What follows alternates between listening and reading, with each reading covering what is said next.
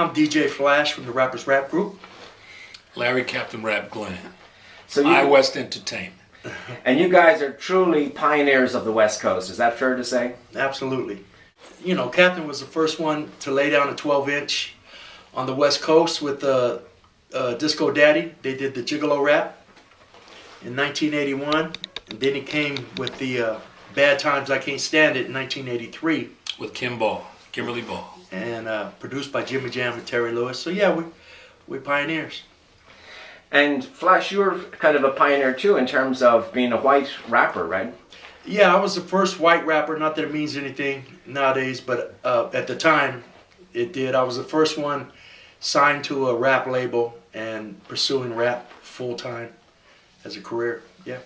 So you were from Sacramento, but you'd moved to LA? I moved to LA, and at the time I was in Kern County. I was a DJ on a radio station.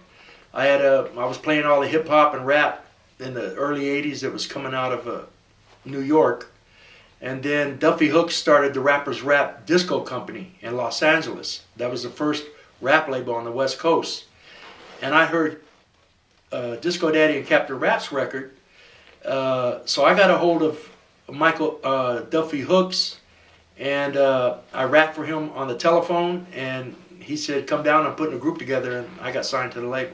We were just like, for instance, like almost like Flash said. Duffy came across to me one day. I had met Disco Daddy at a club. Matter of fact, he was performing with, doing a show for Magic Johnson, and we had met. And he was having auditions, looking for somebody to kind of form a team with. And so that's kind of how we met. I actually got the gig with him, and that's how we started working together. But I fell in love with like Curtis Blow and Sugar Hill Gang, and so when I heard that music, and then I thought, wow, and so I wanted to do something similar but a little different. And so the West Coast vibe, I don't know, in my head the West Coast vibe was just a little bit differently, maybe musically for me.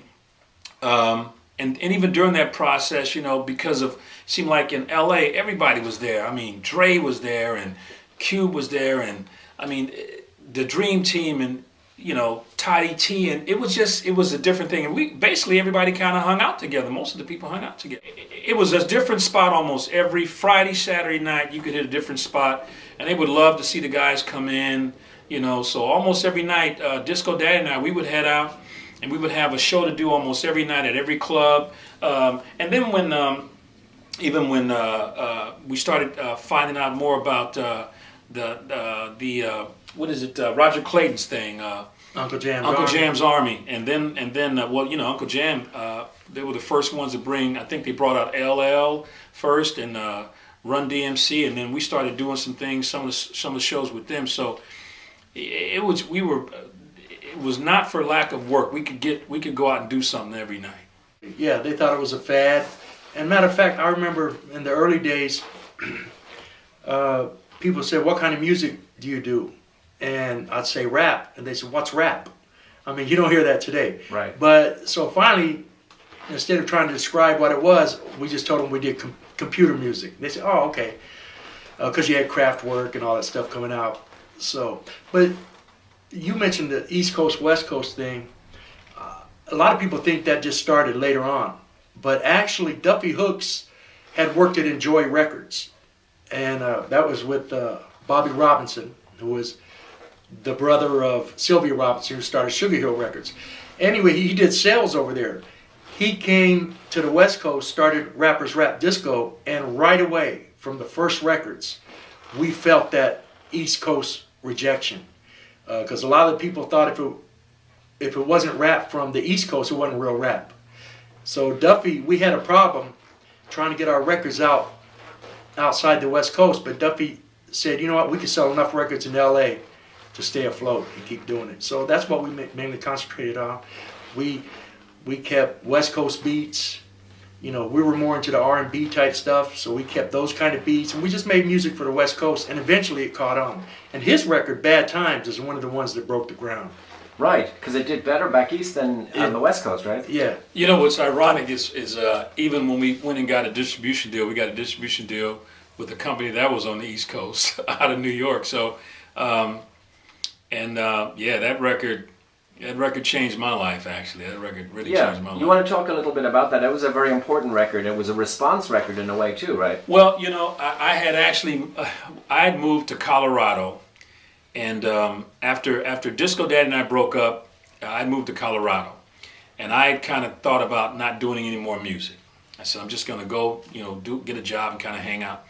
So I get a call from Cletus Anderson, and he says, you know, I got an idea, and I want to know if you'll be willing to do it for me. And I said, well, give me your idea. He kind of told me what he wanted me to do, and he says, can you write? I said, yes, I can. So I said, all you got to do is get me back to, you know, Long Beach, California, and I'll kind of do my thing. So I get back to Long Beach. I sit down and started to write. Now, the track originally was a Rich Kaysen kind of track that he had kind of perfected, and I kind of used that as my basis to write to. And Cletus wanted me to write something that was more reality-based, and so normally I could write a song in a day or something, but because Bad Times, because I wanted to be what I consider to be real and perfect, it took me about 3 weeks to write it. And then we were working on it, and here's the thing about how just, I always say how karma just happens and works for you, and so I'm going to record the record in Hollywood, and all of a sudden I'm on the corner, and there's this lady on the corner named Dina Andrews, and we started to talk. And as Dina and I talked, and I told her I was going to the studio to finish up a record, you know, lay down the vocals, and she said she had managed a couple of guys. And I said, well, who are they? And she told me it was Jimmy Jam and Terry Lewis. So I said, you know what? I'd love to get them down there to do this thing. So we talked. They came down, and right from the beginning it was just unbelievable. I mean, the whole connection was just ridiculous. And what's ironic is, you know, my birthday is on June the 6th, and Jimmy's is June the 6th as well. So it was just one of those things just kind of worked out. And even for the vocalist, I had written everything, but I knew what I wanted for a vocalist, but I hadn't found the person yet. And so I go to the board and I start looking for the calling numbers to get somebody to come and sing.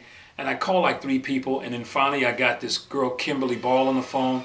And after talking to her, I said, you know what, can you sing for me? She sang, and I said, can you come down? She was down within 30 minutes. I gave her the lines, and I said, can you just go and run with it? And there it was. And so to me, the song was meant to be. A lot of people, I think, on the East Coast thought it was the answer or something similar to The Message. I didn't put it together for that. Oh, you didn't? Okay. I did not do that. It was just... It was perceived that way. Well, yeah, and you know, it was like I lived in Long Beach, and so I used to look at the streets of Long Beach, the things that were going on in the streets of Long Beach, people getting robbed, and just different things.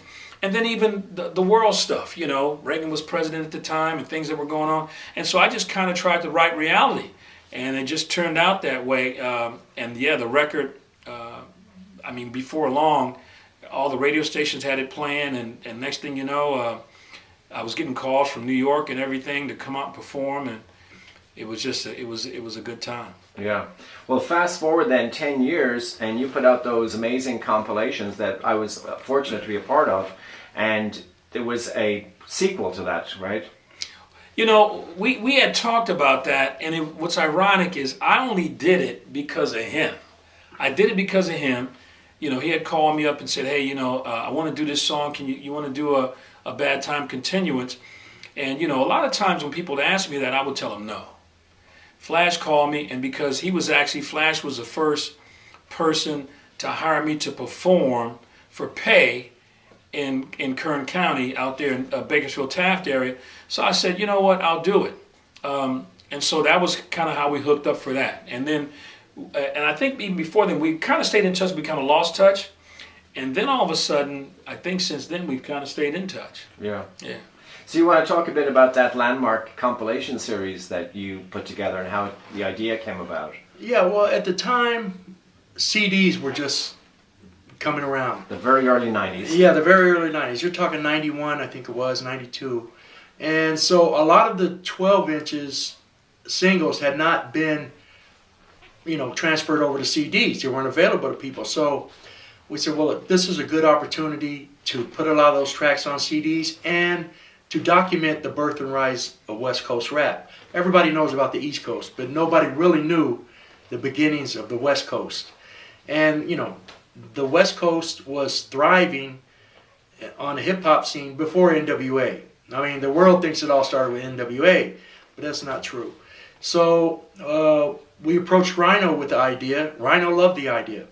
And so went around and gathered up all the 12 inches from all the guys, licensed everything, and got Billy Jam to do the liner notes. So that was an historical compilation right there, because Rhino, with the distribution power they had through Warner's, they were able to take those CDs worldwide and exposed a lot of the tracks and a lot of the early West Coast rappers to the whole world internationally. So yeah, that's how that came about, and that was an honor to do that and to be able to document the true birth and rise of West Coast rap.